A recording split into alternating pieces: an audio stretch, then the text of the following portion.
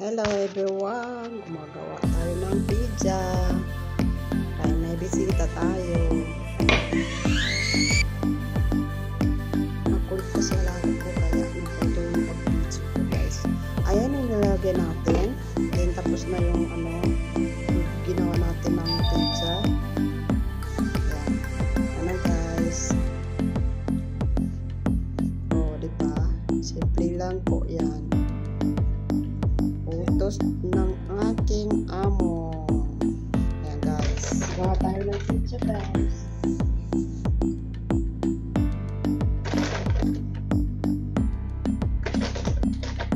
Binibilisan ko dyan kasi tumatawag lagi yung alaga ko.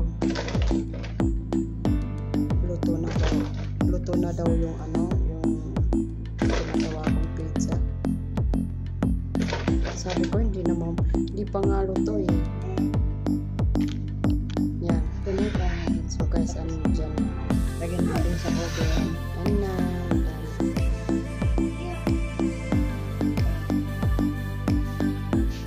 Thank you for watching and thank you po sa panonood dito.